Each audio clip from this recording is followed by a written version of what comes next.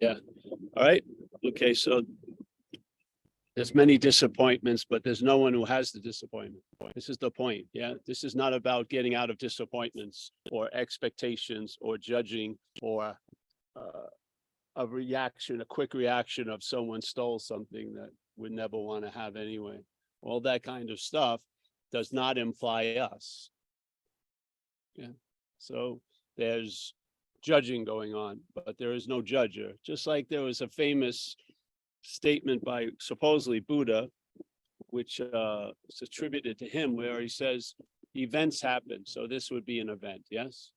Qualifies for that definition. Events happen, deeds are done. Yeah, so something broke before, a lot of glass and stuff like that. So some deeds are always done, yeah? But there is no individual doer thereof. Yeah, he doesn't start with there is no individual doer thereof, and then deeds happen and events occur, because this is a negation.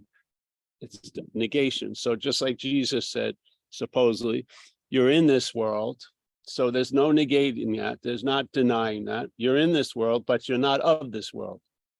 So it isn't a denial of what's happening and then trying to have a philosophical idea to override your own senses. It's a negation of the idea that it's happening to you. That's basically it. Yeah. So someone the other day talked about it, and the head will make requirements. So you're not going to be free until you live with no expectations. Yeah. And then that day, the head will have an expectation, not knowing it's not you. There'll be an identification as it, and you're disqualified already. Yeah. So you set out on a course. I'm not going to resent anyone today. 5 minutes, you're probably going to see something as a threat. It's not you, it's the system reacting. And there'll be a claiming of being the one who saw it as a threat, and you're out of the, you're off the board game. Yeah. This judges, that's how it, when you were a kid, didn't you lay down like on a day like this, and you would be able to tell the clouds were moving by judging it with a tree? So you'd have the tree, which would be stationary seemingly, and then you would be able to gauge the clouds are moving based on comparing it or judging it with the tree that wasn't moving. Yeah, it's the programming of the spacesuit that we're wearing. Yeah, and it's sort of like the freedom of this is, it's not that you're going to go to a new greater place that you can take your helmet off and then breathe that new atmosphere. You're going to take the helmet off and see that you can breathe the atmosphere. Yeah. Even though the system is going, warning, warning, warning. You ever see in the movies, the science fiction movie, they're walking with these fucking goldfish bowls, and they're walking around, they're super hot, and then one of the people say, the hell with this, and they unscrew it. And all the others are like waiting for them just to blow up, and they're nothing. Oh, hey, everything's okay. You would think that they all jump in, but they don't. They still have the faith in the fucking system, and the system saying, forbidden, forbidden, forbidden. Yeah. But there it is, direct evidence. The person's head hasn't blown, but they're still walking around the thing. What is that but faith in the something else that in this case you've made to be yourself, as it says in the Course in Miracles. Yeah. It says very clearly, firm in faith in this something else. I don't believe you make it to be yourself. I believe the mental state makes it to be you. Yeah. So I'm going to change it. So firm in faith. If you come to someone today and go, hey, are you firm in faith in this something else? No. What the fuck are you talking about? Yeah. And then if you say, you're in the active denial of what you are. No, I'm trying to affirm what I am all day. Yes, but that's what you're not. But you're trying to affirm and promote what you are, but there's a mistake. You're not that. Yeah. So it says it very beautifully. It's a great description. It's on one of the only pages I know in the Course in Miracles, 468, I think. It says, firm in faith. So that's the condition.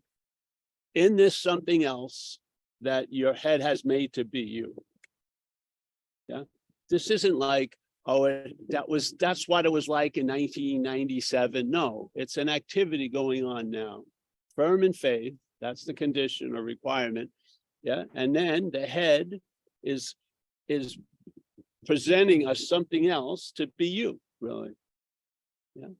And firm in faith in that, we listen to that something else because we think it's us. And obviously, if it's us, it's going to have our best interest at heart. So why would we ever get suspicious? But after years and years and years of listening to that thing and being led down the fucking dead end road, maybe you are suspicious now. So he goes, all right, this firm in faith in this something else that your head has made to be you, yeah, is the act of denial of what you are.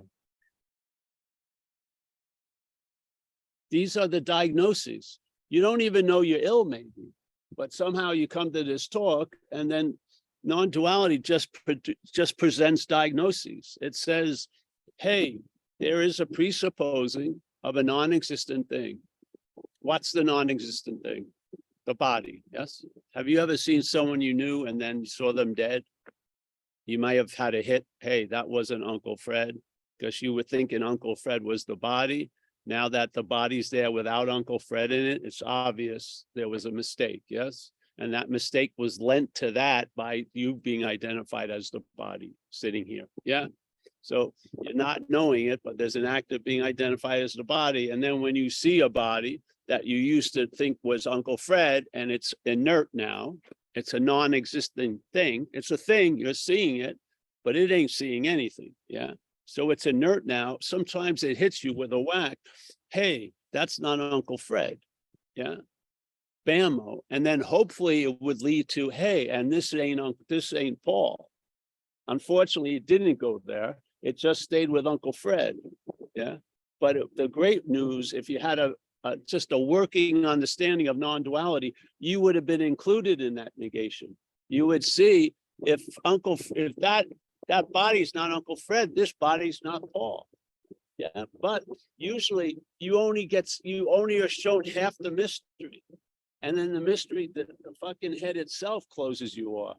So like I knew a lady innocently called me and she said, I've lost the ego, but everyone else's ego is bothering the hell out of me. Yeah, this isn't like you're gonna find yourself in a new condition. No, you're gonna find yourself in a very, very old condition. Your inherent nature. There's no new about it. It's always been there. There's no new and old in it. It's always been this way. Yeah, that's what you discover. You discover something that from it you would call a mistake or a problem, but in the relief of it, you see there was not even a problem. It was just something your head entertained. It could not make it be so. It just inferred it was already so. But it can't make it to be so. And that's the most disarming message, because you are what you're looking for. That's the delicious entree of non-duality. You are what you're looking for. Or as St. Francis says, you know, what's looking is what you're looking for. So what's looking? He doesn't say who's looking is what you're looking for. What's looking? Because we're all joined at the hip with the what's. Who is completely determined to be separate, long-lasting, independent. Therefore, a thought cannot just be seen as a thought that many people had. It has to be seen as my thought, which is very unique. And no one thinks like I do. No one feels like I do. No one does the shit I did. And yet that's completely erroneous. We basically have a stock version of unclear channel, really. And each little chapter has its own fucking, K Paul and K Maria. And just because it has a different flagship name, it seems like a different radio station. But if you listen to them, there's not much difference. Not at all. You know what I mean? The disc jockey may have a male voice and the disc jockey may have a female voice, but what's coming through is, you're never going to be okay. You're never going to be loved. It's just, you are. Something's wrong with you. It's not your fault, but you feel like it is. I know that. You feel like you did something to cause this fear of disliking from everyone else. I know it. And you probably did something. And it goes on and on and on. Yeah.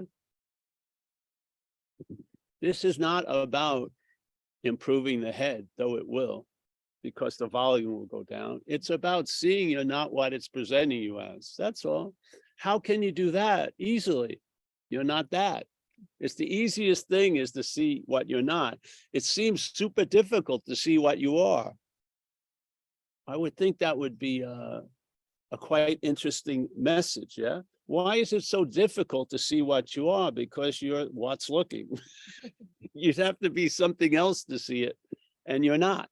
So what's looking, you cannot see it. You can see what you're not.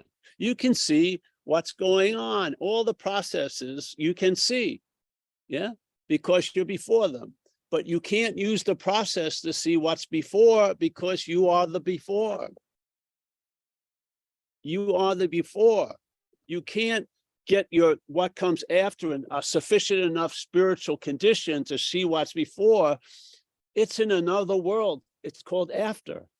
It ain't seeing the before. The only reality of the after is a denial of the before.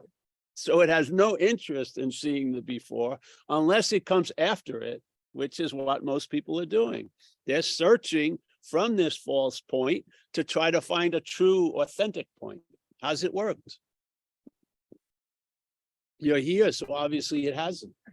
The food is nice here, be nice drinks, but basically, obviously, this is an indication. Not you, these are just innocent fucking people that have been brought into this Indra's web. Don't worry about it. There's no harm will be done. Yes, no, yeah. You'll be getting letters and emails from now on. Yes. Why don't you donate? Why don't you donate? Donate, donate, donate. I heard the message. I was, I entered every spiritual path the way I entered everything, head first. Really. Paul was already established, and now Paul was going to get somewhat undone and then put together better. Yeah, there was never going to be a complete absence of Paul because the Paul can't imagine a complete absence of itself. It can't. It always includes itself. So my journey to know God is mostly about the knower of God, which would be me. So basically the whole journey has very little to do with God. It has a lot to do with me as the knower of God. This is dualities, and this is what this message negates. It does, and negate doesn't mean it stops. Negate means you're not involved in it. That's all it is. It's not a negating. This is what people believe. They believe if they see they're not the thinker, they'll have no thoughts. This is complete misunderstanding. There was never a need. There's not a thinker. The idea of a thinker is a thought, and thoughts happen. Yes, and then something notices them. The head wants to tell you there's a you that's noticing them, and therefore you that's noticing them are the thinker of them. Yeah, just like, and now the thinking of them, being the thinker, bonds you to the thoughts. Just like if I look at a park and there's kids all around, 20 kids playing, and my kids are there, my attention's probably going to go to my kids. Yeah. Or the other kids in relation to my kids. Are they getting ahead of them on the slide or something like that? My kids the flag is set, and then everything else is seen from there. Yeah. Thought is a thought. My thought can ruin your day. I've seen it. I've sat in a room because in recovery we share a lot. I would sit in a room. Most people are seemingly cool. There's no apparent threat.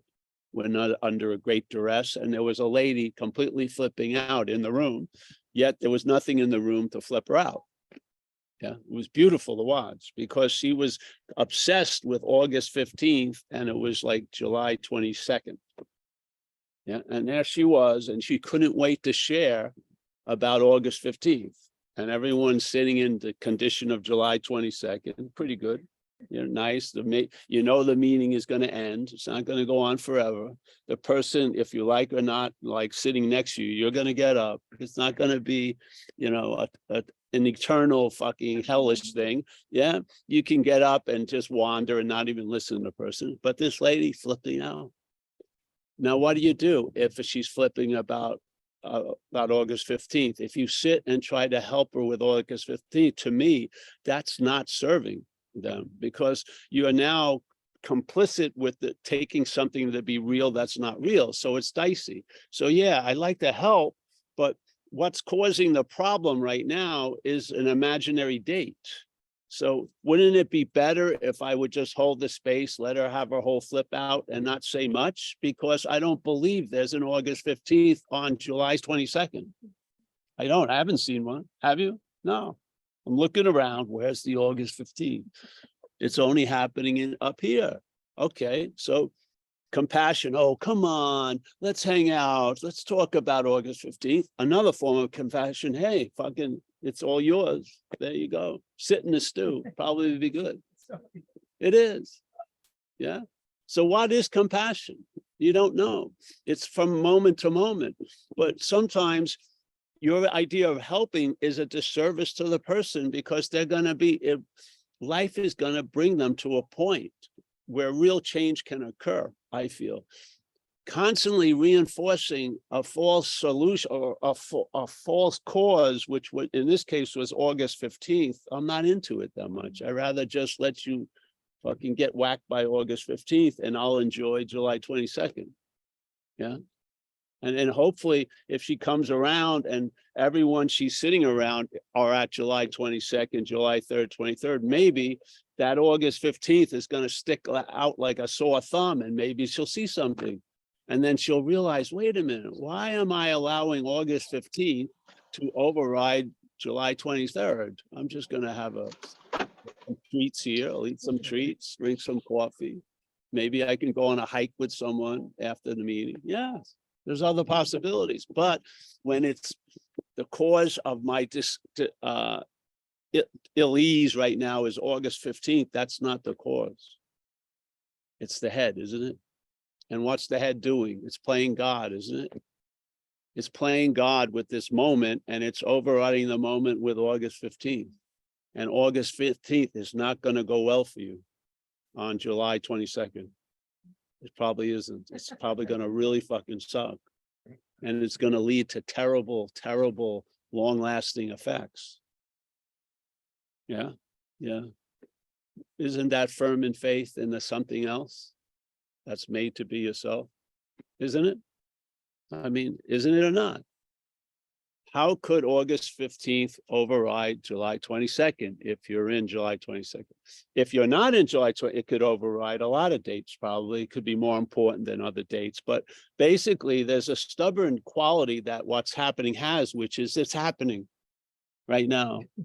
And it's a pretty good gauge for what's not happening, because if you're flipping out and no one else is, it's probably up here. Yeah, because no one's up there with you. Yeah. And in the future and the past, the God is self. The God is the head. It's playing God, isn't it? So if you don't know it, it doesn't matter. What we're saying is there's an actor being identified as a thing in the head. Most people, when they're presented with it, they still believe they're doing it. They're not doing it. You're not doing it. It's mechanical. So when there's a great moment of light and you think it gets completely disqualified because you have weird thoughts about, you know, ping pong or something in the head, it doesn't.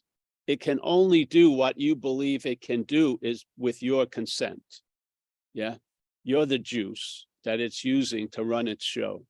If your juice starts being moved to another condition, it's going to be seen through. That thing that seems so real will start being quite porous. You'll see right through it. Did it change, or did something change where you are? So you hear these messages. There's one, you know, the godfather of non-duality is Ramana Maharshi, basically. And he put a statement out, many of them, and people wrote about his teachings. So if you read all these different people writing about his teachings, you'll see certain nuggets are in all the teachings. So because they're emphasized as the greatest mystery or the problem. And so one of them is called the greatest mystery. It says, you know, the greatest mystery, and then it's being ourselves reality. Yeah, so the greatest mystery, being ourselves reality, is reality wanting to attain reality. Now, being ourselves reality, obviously, would not motivate us searching for reality, obviously. Unless you want to, like, you're a Mr. Reality and you want to find a Mrs. Reality. I don't know, but they're basically reality would be going on. And basically, it would be incredibly absurd to look for what you already are. Yes. And use what you already are to look for it. That would be the double whammy. You think that would stop if you heard that message? Yeah, you do. But the thing is, we usually don't hear it as reality. We hear it as the story of Paul or Mia or everyone else. And then in the story of Paul, it has a lot of value to look for reality, you know, and in my community, it has a lot of value to be searching for reality. I mean, it's noble and you'll get a lot of pats on the back. Yes, yes, you know, give up this life and you're certain, great. But the dilemma is being ourselves reality. And this is not the message of organized religions or even Buddhism and stuff, the way it's presented. It's the message of non-duality. Yeah, which is you're not that. Yeah, that's looking for reality. What you're using to look for reality, or your head is you, but what's using it or who's using it is not you. That's the message. Yeah. So you find yourself looking for reality. It's sort of like you get caught with your pants down or the emperor seen with no clothes. It's wonderful. And hopefully with the understanding through satsang, you'll see the emperor with no clothes when it has a full amount of fucking wardrobe on. Yeah. In other words, you won't have to try to strive for that peak experience. When you finally see the truth, you'll see the truth through the delusion.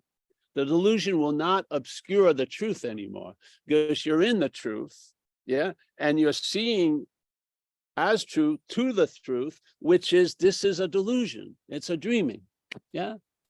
Instead of trying to be an object of the dreaming and try to pierce the incredible thick cloud of the dreaming to get to the truth, which is never going to happen because you're not in there. You're going north and you're in the south, so to speak. Yeah. You're that which is before. So as the truth, you can pierce any fucking cloud and see the truth about what? Not about yourself, but about the cloud. So they came up with this thing. So there's the Course in Miracles. You're dreaming. This is dreaming. You and I are dreaming. You want to start very simply. Do you have a subjective experience here? Are you at the same event, yet everyone has different experiences of the same event? Then that same event isn't real, is it? Because you gave it the meaning it had. If it was a real thing, it would impose its real thing on you. But we don't run into real things. We run into empty things, and there's meaning given to those things. And some meaning is real and some is real. Let's say if it's concerning pain and everything, it's real. And the suffering that will go with it will be seemingly real, but it is inherently empty. I've had it. I've had the experience. I've been in a ward with people with terrible effects from motorcycle accidents and car accidents. And, you know, we're in a teaching hospital. Some of us, I got airlifted there. So a normal hospital couldn't take care of us because the damage was so severe. And there would be like 12 people in that ward, and you were in there for a while. You're not in there for a week or two. You're in there for months. And so you started seeing the trajectory because they'd want you to meet after you got out of the hospital. It's sort of like to have a support group. Yeah, because you went through similar things and you could support each other. So it was going to be a relationship that wasn't just going to be when you're in a hospital bed. You're probably going to meet them later and talk and see what's going on. And so here I am, here's other people. Some people weren't drinkers, they became drinkers. Yeah. Some people that were drinkers stopped drinking. Yeah. There was all these different effects from very similar damage, completely different effects. Now, what was giving them the meaning, or did their meaning override what was giving them meaning? I would say the latter. Yeah.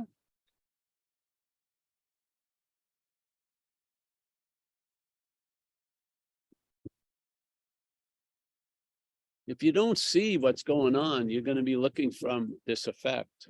You're going to be, your life is going to start and end with this non-existent thing called Maria. Yeah. And there's going to be this presupposing of this non-existent thing being that which is existing. Yeah. So the subjectiveness, the spirit is going to be mixed up with the body. And so when you're witnessing the event of conscious contact, you'll claim it to be Paul is in contact. And so now Paul is the one who's conscious. Paul is one who's seeing. And Paul is like an emblem. The car is already running. It's already built. It can drive and turn. The emblem is Paul. Yes. Paul isn't a cause of fucking anything. It's like an afterthought. It's like a tailless donkey, and we're the tail. Paul. Yeah. Yeah. Now the donkey kicks, I kick. Now the donkey did something, I did it. So there's a claiming of what's happening at the head from the tail.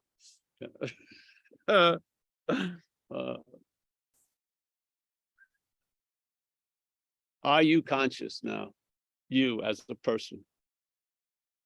You may not feel it, but your head sure does. Your head thinks it's you. Every time it says, I saw this, you're pictured as a body in the memory. That's how you're pictured. You cannot picture yourself as spirit. There's no picture there. It's the space. The memory of you as spirit would be empty, which is really beautiful, actually. What's being remembered as you is different. That's a projection, and the projection is of a body. Yes, it's that simple. So there's a presupposing of a non-existent thing, a body. Yeah, being what? Existed. And now in this situation, that existing, non-existent thing wants to get salvation for itself. Yeah. All right. He says this is a pretty big, it's not like this is probably the case. He's basically inferring this is the case. This is like the first mental conception is this presupposing idea that you're a thing. Yeah.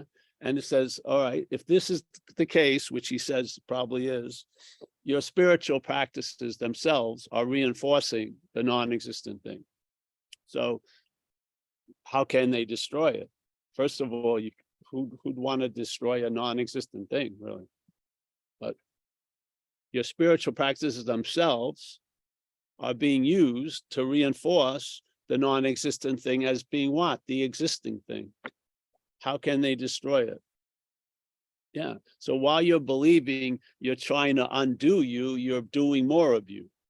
Yeah. Unbeknownst to that situation. But now it isn't unbeknownst. Now that suspicion, we felt it in recovery of irritable, restless discontent. That suspicion was correct in a way. There's something going on that you don't know is going on that's informing you about what's going on. Do you like the information it's sending you? What does it interpret to? You may have an idea. The Course says it interprets to the body, of which it is a part, the brain. What? Oh, yeah. It says brain interprets to the body, of which it is a part. So this thing that's taking all the information isn't just flowing to the source. It's going through a little middleman or woman. It gets doctored up. You know, some things are highlighted, some things underemphasized, and then it's presented as you to you. Yeah. And then you seem to have to wear this, like someone tailored a suit that fits a different kind of body than you. So you fucking always wear, what the hell? Uncomfortable. But I spent $800 for this suit tail. But it just doesn't give. There's no flexibility. I can't wear a 3-piece suit everywhere, like tennis matches and shit. It doesn't work. You know, I'm all. So it isn't just a suit, really.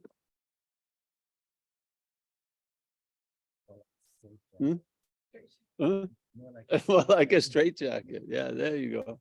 But a straitjacket is, in a way, may lead you to a recognition than the soft wearing sportswear, you know, which fits every one of my action moves. And, you know, look at it. What is it called? A spiritual path? What takes a path? A body takes a path. Yes. I'm going to reach the spiritual mountain. Who would climb a mountain? The spirit that's at the bottom and all around everywhere on the top? Is it going to climb it? No, a body. Yeah.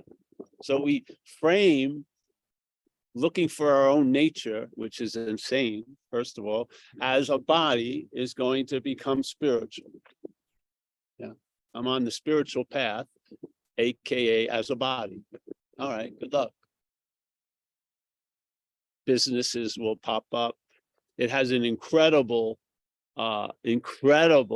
warranty. It may take lifetimes. I mean, Jesus Christ. Can you imagine buying a couch and it never gets delivered and you're calling them, oh, it could take lifetimes. I don't have a lifetime to get that couch. I want it now. No, you're not pure enough yet. Your ass isn't in shape enough to sit on this couch. It's your fault. It's not our fault. Yeah. I mean, don't you feel something's weird there when they tell you it could take lifetimes to arrive at where you already are? I mean, it's an incredible business plan because the failing of the delivery, you take it to be your failing. Oh, I must have done something not to deserve the couch today. No, there's no couch. They don't have one. They don't have a factory. They got a post office box. They're just sending shit. And the more you believe, the more shit they'll send. Really, that which is playing God is going to keep playing God. And this is the beauty of the message, because all the things we either subtly or through ignorance fell into, that there's a lot of requirements for me to be me. Yeah. A lot of fucking requirements I have to meet. And usually they're set up for you in it. You're totally incapable of meeting them as what you're taking yourself to be. Try to have no thoughts. You know, try to get before the reaction of when you lost something, you immediately think someone stole it. I like to see you get before that. You lose the keys, first thing you say, who the fuck? Yeah. Oh, I was way before that. Yeah. Oh, wait. No, it comes out already. You have who stole the keys? And then there's trying to clear that shit up. But it obviously seems in this gunfight, something's faster than us. Yeah, we always lose. So let's just put the fucking gun down. And maybe you'll see that you are an indescribable whatever, but you have certain descriptions. It's not of time. So it's never a minute late or a day. It's here now all the time. Yeah. It's not of time. Therefore, if it's not of time, it's not going through any process of completing or eroding. It's not growing bigger or decreasing, because that's all of time. Yes. It's always available at all times. So it's not going to take any minute or any moment to get there. And basically, it's really like come as you are. It's not like a spiritual formal that you got to wear a tuxedo or some robes with matching saffron shit. It's come as you are, because you're not that. You know, so here you are, come as you are right now, and there you are. What? Yeah. Why? How? Negating that which appears and says, oh, here I am. You see it come. You see it come. You're already there before it enters the room. What it tells us is it's already in the room, and we believe that. But in fact, we're the only one home, and then you see shit coming up. You see the head saying, oh, I'm never going to be loved, whatever. It has some big golden oldies it likes to play at certain times, just to keep you in fucking, it doesn't want you to start roaming. Yes, it wants you, you got a certain designated area. That's as far as you're going. Everything else is forbidden. Forbidden to you. Only the wise ones can see there. I don't know. It didn't work. And then the idea, I liked when they express it in a sense of, because of duality, I feel there's two major narrations you can live under. One of them, for me, when I was young, was the policeman. For some reason, my head, I had to be perfect. I didn't curse till 6th grade and all this stuff. I mean, he sat in school, was just doing everything great, but it was very uncomfortable. You know what I mean? Because there's a lot of surveillance. The guy was walking around the beat all the time, watching what I was doing, and everything was super important, and they're irrelevant in most cases, but super important to me. It was unbearable. And so around 11 or 12, in a way, I had enough. I was very uncomfortable, and I got introduced to drinking. And the drinking gave me some relief from the policeman. So now another phase set in, which was the thief. So the thief, free of responsibility, they don't want me to go to family situations. They don't invite me to the family marriages. It's working perfectly. I'm totally irresponsible now. I can do anything I fucking want. And there I went. Yes. But that also life has lots of consequences. And even though the type of person as an alcoholic I would be willing, and I was, to pay any consequence tomorrow, not to feel uncomfortable now, it definitely wears you out. Yeah. Getting arrested on a 10-day cocaine retreat is very uncomfortable when you shift from a little, blanketed room with other fucking weirdos into a cell at San Francisco Bryant Street. It's very, very earth-shattering for the head. It's like a tectonic shift that was, sooner or later, you're just going to have a crack. You're just going to be unable to deal with things at all. So what happened was then, okay, I get sober from the grace of a divine hand. And then who shows up on the streets? The policeman again. Now he's got the stick and it's up my ass again. Now I got to be perfect, watching every intention. It was just insane. Yeah. So what happened? Thank God I was led. First, I went back to stuff I had been introduced to at this one period of my young adult life, which was Buddhism stuff. And then I realized I heard this message, and this was relief, not from the thief, and then having to deal with the policeman, was relief from both. It was fantastic. So the thief narration's still there, the policeman narration's still there, but something turned the volume down on both. Yes, because the volume isn't of the policeman and thief, it's you. It's our volume. And so something finally worked where it wasn't one or the other, it was neither. And that to me is negation, beautifully clear negation. So I'm neither this nor am I that. And then basically you don't come up with another conclusion. There's not a third identity or a third narration. It's just basically you're traveling lighter through the first two. And now they're more they're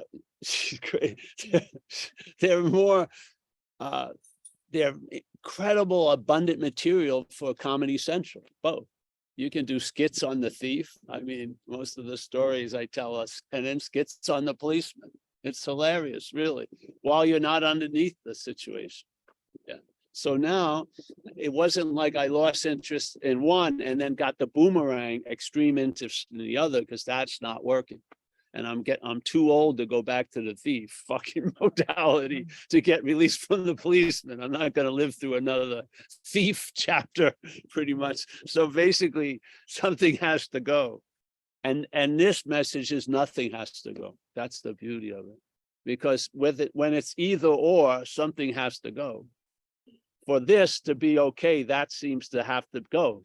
And for this to be okay, that has to go. This message is nothing has to go, and there's okayness. Yeah. Yeah. And I don't know how, there is no volume on the narrations. It's us. It's either, and I feel there's two basic conditions. Either you're hearing it or you're listening to it. So, and I feel what attracts the listening to it is if it keeps identifying as you, you're going to listen to it probably. And then you're going to need skillful means and shit like that, because it's going to seemingly disrupt something. Yeah. But if you fall out of love with that idea of self, you're now going to be hearing it, which is like you hear birds. Really. Yeah. And stuff. And so a lot of your day you're going to hear a lot of narration, but the narration isn't going to complete any mission. So it says turn left. It's like when you're driving and you're not listening to the GPS, and then there's these pauses where it tries to recalculate. You're like, it says left, you don't go left. It's like, make U-turn. No, you don't listen. This is what it's like in a way, but the pauses last a lot longer. It stops recalculating after a while. It just says, fuck it, it ain't working. And it just chills out. So it goes left, left, left. It's just habitual now. It's not even close to it where I am. Just turn left. Just throw me the bone. Listen to me once. So like a broken clock, you're going to be right at least twice a day. So finally, maybe, you see, you went left. Yeah, I know. But really the real killing swipe of that is irrelevance. You don't have to kill anything or vanquish anything. You just lose interest in it. Yeah, you lose interest in it, and that which has seemed to have been someone yelling in your ear is like an echo from another area. Yeah, far away. Yeah, and then it's the absurdity. You can only greet it with comedy, really. It's just insane because it can't get the programming because it's the programming. It can't see that self can't get out of self. It'll just keep trying in different ways. So in this life, I first started reading fantasy and science fiction and Edgar Allan Poe when I was a kid. Yeah, that was sort of an escape. And then obviously getting the water and all this shit was an escape. Yeah. Then as I got older and there wasn't much of escape, then I got interested in the drugs and alcohol. Then after that, I realized it's got to be an inside job. I'm going to stop the drugs, alcohol, get into meditating, this and that. Yeah. That failed, went back to drugs and alcohol again. At least the thief has some fun. Living with those tight fitting robes sucked. I saw so many guys who took a vow of Buddhism, and it was funny, man. They took a vow in Buddhism. They were a Buddhist monk in Thailand, and they didn't want to be anymore. They all left after a few months. Yeah, it wasn't for them. So did that, and then I came back to spirituality without the guru idea. Yeah, and then I realized the futility of it all. I did, and then non-duality swept in and explain why that futility is the greatest success of your life in a sense. Because if you stop using what you are to look for what you are, you may find out it's you. Yeah. And that's what happened. Non-duality brought it to a crashing halt. Never did anything again really about it. Yeah. And just put it to a test. Just stop doing shit and see what happened. The big foot didn't come out of the sky and squish me. None of that. Just I got relief from both aspects instead of being in that eternal war of this or that. It's neither. This is what it says, non-duality. To me, policeman, thief are two sides of the same coin. It's non-duality.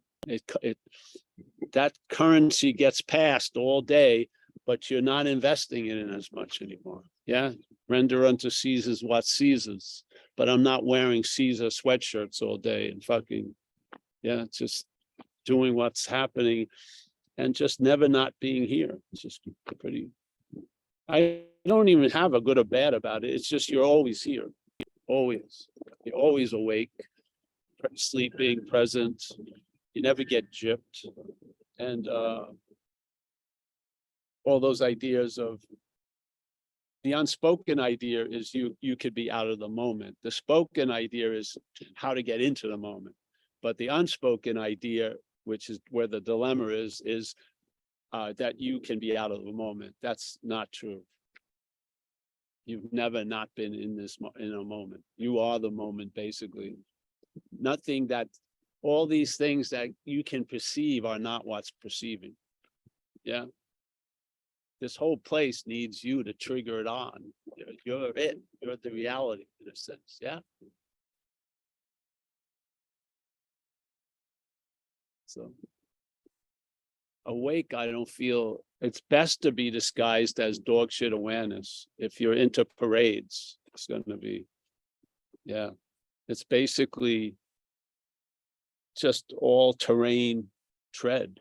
You're just traveling lighter. You know, a lot of times when you have those peak moments, the most important thing about the moments is the setting, you know, like when you used to do LSD, if you ever did it, when you used to do LSD and other hallucinogens, setting was very important. Yeah. You wouldn't want to do it in Times Square, like fucking, you know, LSD, maybe, but peyote, probably not, or, you know, mushrooms wouldn't, it's not, it's sort of like, so basically that condition you're trying to enter is based on other conditions. This isn't like that. This is an all-terrain condition. Wherever you are, it's there it is. Yeah. And it allows you to travel lighter, not in certain controlled manufactured way situations like retreats, but traveling lighter, open terrain, free range shit. Yes. And what more do you want? Do you want to, you know, like when I was in this, you know, with the drug addiction, it led me to a place that I lived in for 2 years, Delancey Street. And I was doing very well there. And they would have brochures about their success rate was 97%, but you had to read in the fine print, you could never leave Delancey Street. So that condition that I was enjoying was predicated on a lifelong condition that I didn't see that much interest in. I didn't want to live in an institution. Yeah. I liked that what was happening. I wasn't getting loaded anymore and went to college and I started, but it seemed to be a heavy toll to have to pay. Yeah. Yeah. So, and then when you go, what retreats are held in Newark, New Jersey? Not many. They're usually in a nice setting. They're great food, you know, no phone calls, no this and that. And even if you're in Newark, or let's say you act like you're going to have a retreat about being homeless for 7 days, but you know you're not homeless. You've got a place you're going to go back at the 8th day. Homelessness isn't about homelessness. It's about not having a home. Yeah. You're stuck in this reality and there's no place you're going to go to. So how can you manufacture a 7-day retreat that you're homeless when you're not homeless? That's going to be in there. Yeah. So these conditions, a lot of them that are called spiritual conditions, need conditions. That's not the condition. The condition we are is unconditional. It doesn't need incense. Incense is great. It doesn't need the right setting. So I like to have a right setting, but it doesn't need it, you see? Once you have a requirement, there's going to be a lot of requirements. That's not freedom. So this is a simple message. It doesn't have you looking for anything other than what you're not. And you can see what you're not appearing in your little porno theater up there. Just check it out. Yeah. And then you tell me if there is something, a long-lasting, independent, separate thing. Or is it a long-lasting, independent, separate, non-thing in a dreaming of time and space? Yes? Do you believe you actually started? You don't even remember your beginning here, do you? And most people, the people who are going to experience your death isn't you, it's going to be other people. Yeah? They're going to have an experience of your death. You're just going to pass. That's it. Yeah. Some of the great masters, supposedly, I always get weird. I had no idea about someone who would be presenting themselves as the full embodiment of the unembodied presence, drop dead suddenly. Seemed like he missed the whole boat. You would think he would have known and had a festival for him dropping dead. He seemed to be dropped dead in the middle of the day. He was probably going, hey, can you pass? Whoa! Whatever. He was assuming he was going to have the end of that sentence, probably. So I don't believe much in any of this. I just think you're not going to get it as this. You're not. This has a pay scale, a certain defined programming. It can't even imagine self out of self. It just can't. It can imagine self out of self, but it can't imagine out of self. It always is included with self. Self is going to get out of self. There's no out of self. Yeah. And I've run through enough. I did the 8 different things. I ran into the dead end, backed up, got into another vehicle, spirituality, drug addiction, drinking, surfing. There was always something. And you hear about the great party, you get there, it sucks. Because you're there. You're trying to be here with that which ate. Yeah. The there can't be here. It can only be there. Yeah. And for it to be there, it has to interpret the here to be there and then. Yeah. Yeah. So, hey, anyone else? Anyone there? Oh, here's Lisa. We talked about you, Lisa. You're the one who actually propelled this whole situation. Yeah. Yeah. Yes, and here I sit in Alabama, the victim of another airline snafu. Look at all you wonderful people.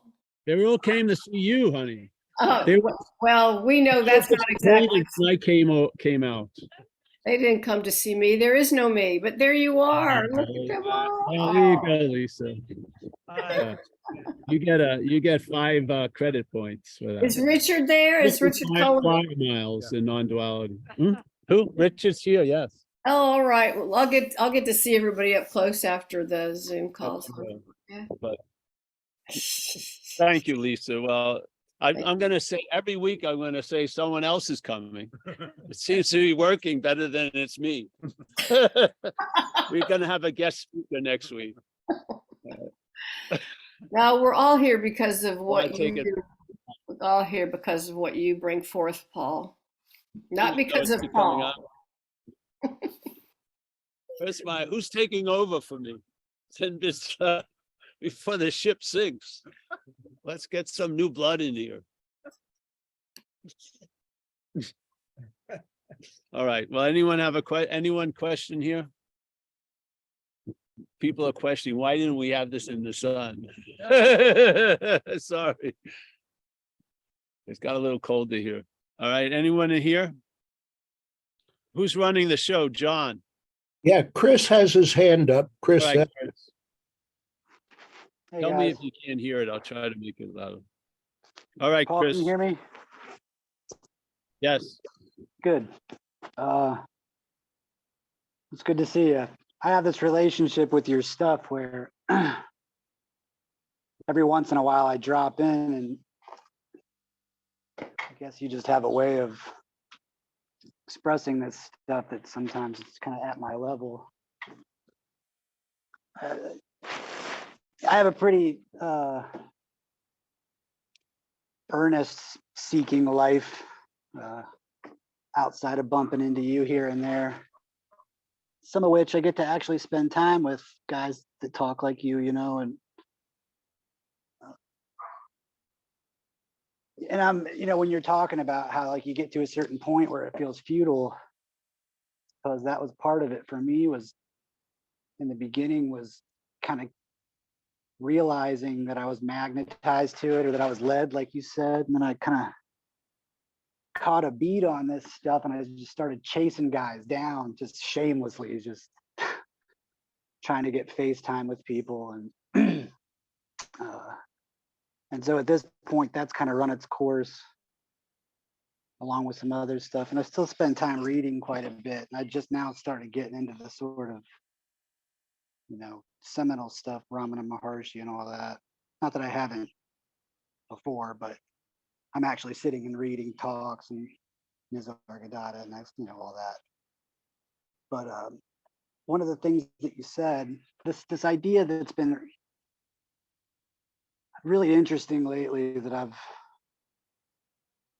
that at least makes some sort of logical sense, is what you were saying about this before thing, when you were saying you're before certain circumstances or certain requirements, whatever that might be. And I hear, when I'm reading Ramana, it's like he talks a lot about the different states of consciousness: sleep, dream, and waking state.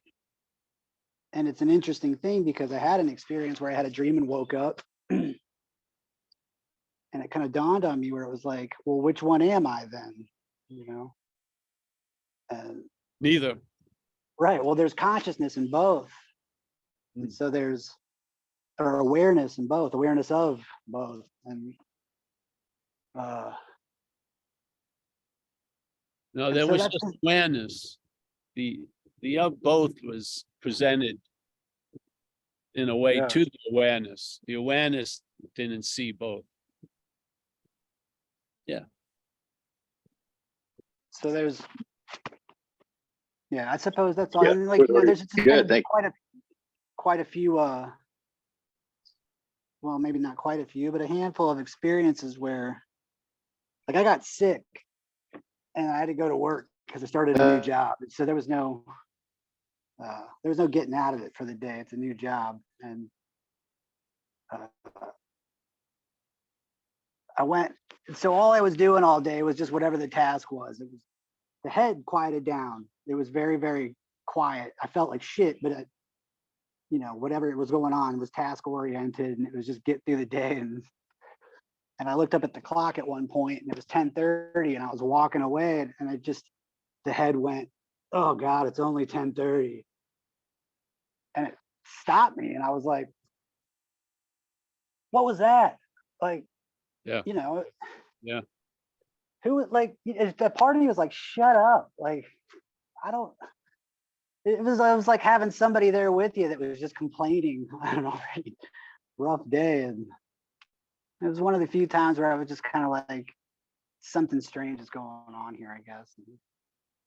So let's take that thing. So there's the head goes, it's only 10:30, and then something else says, shut up. That's Well, both of the head. So Yeah. one's an echo of the other. So you hear one as if it's coming from here, but it's the same echo. Yeah. So it's like call and response, this is the negation. So that which says, oh, it's only 10:30, and then the reaction to it, neither of them represent us. Yeah. Yeah. If you only see one of them doesn't represent you, then neither the policeman and thief is going to grow as the other. Yeah. Yeah. So yes, it's only 10:30. Here comes the suffering with time. And then I can't believe I'm suffering. And then that's just actually an add-on. Yeah. Instead of the second one is the inference is that it's going to decrease or minimize, but it actually elongates the thing that feeling of it's only 10:30. Yeah, it's like a false helper that's going to even make the load heavier. Yeah, yeah. This is why it's called non-duality. Most things, it's like the call and the response are both bogus. Yeah. If you see the call as bogus and take the response to be authentic, it's not going to translate as traveling lighter. You're going to be heavy and you're going to be wondering why. Yeah. And that's, I feel, is the reason why. The sense of identification just moved the weight from what was observed to the observer of it. Yeah. They're both bogus. Yeah. Yeah. You're going to lose interest in both. And then you're just here. I'm here. It's like a wind.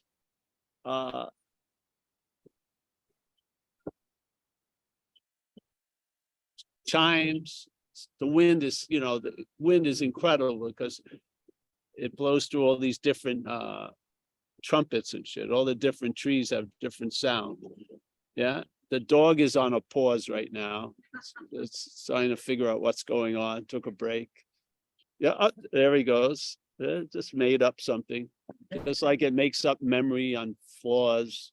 It saw a potato chip, and then 2 days later, it's licking that area.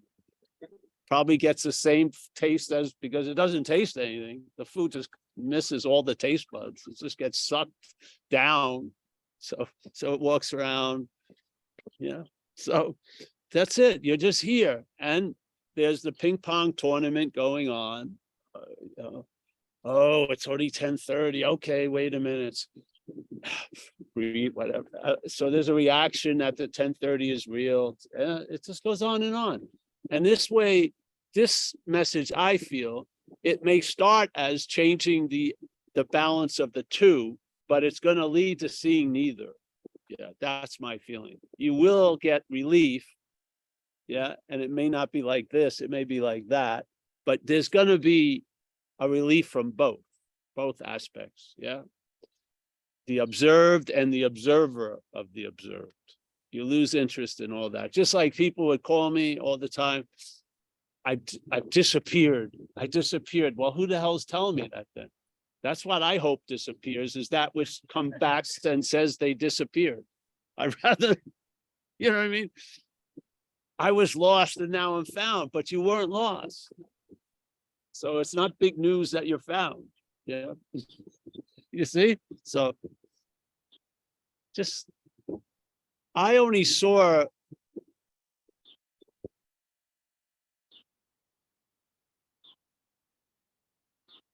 the getting undone is both sides of the coin. So it's nice to have one side up more than the other. It's cool, but that's not it really, because again, it's not non-duality.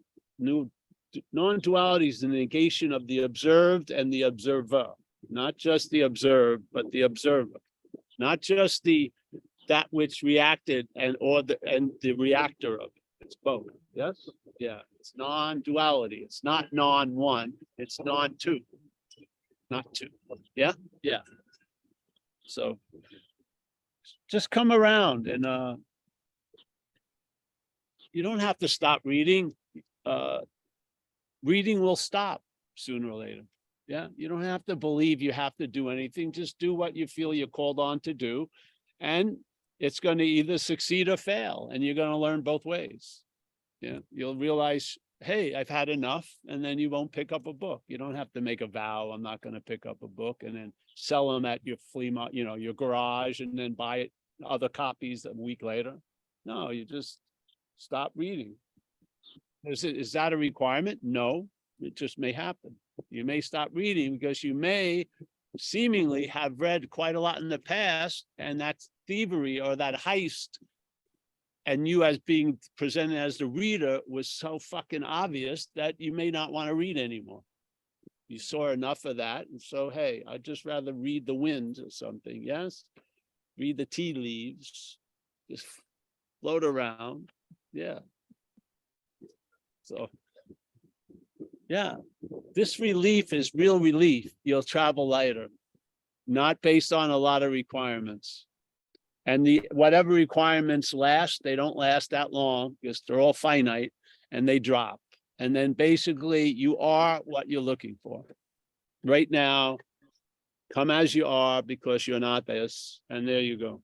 And hopefully it'll allow you to you'll be, if you're present, which you are, you're going to be available, which you are, and you'll be of service. Life will use you. It will. Yeah. You fulfilled the requirements of service, which is present and available. There you are. That's your nature. And then your nature is to be of service. Who knows how? Like today, the cat was out, was going to let it back in, and he had a little friend. It had caught a bird, tiny bird. I thought it may have fallen out of the nest. And the bird, he was standing next to it because they like to show you trophies, but it was alive still. Tiny little thing. It was sort of it was a little shaky on its little paper thin legs. It was looking, and he looked roughed up from the mouth of the cat. So I yelled at the cat, and we got it. Amelia picked it up. And I said, Jesus, it's alive. And we made a little thing in a Tupperware, put a little like hand washcloth in there, made it comfy. I threw some chia seeds in there just in case. It was standing up and it started following me. So it came out of shock and it was looking at me. And we just left it there. And then 10 minutes later, I went out, it was gone. It fly. I didn't think it could even fly, but it flew. Or something took it like a hawk, but I didn't see. No, there would have been some signs. My story is that it flew away. Don't fucking bring in the hawk. Because I look for feathers or no feathers. So my story, it flew away. And it made our day right in the beginning of the day. Amelia was quite happy. We participated in saving the poor bird, but it looked pretty rough next to my cat. It was like, so yeah, you're of service. Anyone else? I think we're going to end. These people, they're all moving to the sun. Oh, but we're not bodies. I know. I understand that. Yeah. Not bodies. We're all looking for the cushions, but I'm not a body. You wanting a cushion doesn't make you a body. It makes a body wanting a cushion. Yes. The body has programming. It's got a sentience. It's not 2 levels below coconut, and it's seeking out whatever it thinks is comfort. In spite of the fucking mental, fucking gargantuan fucking activity up there. Just wants to have a better cushion. It doesn't want to sit for 13 hours in a seat. It wants to enjoy the seat for a little while. Yeah. It's waiting to have food.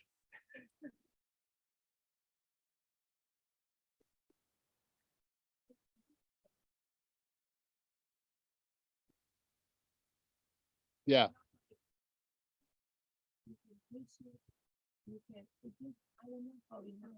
Yeah, I know. Great.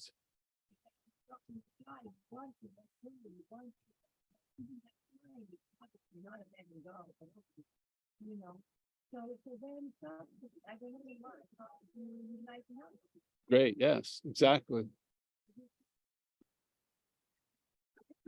Now you're getting heavy again. Just enjoy it. Because there's the wanting control. How's it happen so I can keep making it? That's the heavy. Oh yeah, no.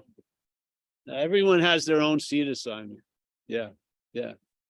I once threw an ice cube down Maria's dress to shock her into fucking something. That moment, it did, didn't it? Whoa. Yeah, that's what I would do. If I was a therapist, we'd all be at the ocean. Instead of you telling me your life story, just jump in the water. There goes your life story. Like a second, you're freed from it. Yeah, just remember that. Because what the head has, one of the things it does is limits possibilities. It does. If you can't get rid of the possibility, it puts it into time. So you can be okay. You're not now, but you could. It's possible if you do this and this and listen to me, you could be okay. But basically, it has a very myopic view. Yeah, and that view excludes a lot of possibilities. And then whatever possibilities are available, it's usually based on meritocracy. You're going to have to fucking earn it. You're going to have to do something. And then when you do it, it doesn't get as many points as you thought because they changed the rules. You got to do more. Yeah, on and on. It's like a slavery. Yeah. You become like a performing animal. And this thing, the head's like sadistic. It's enjoying screwing with you. It is.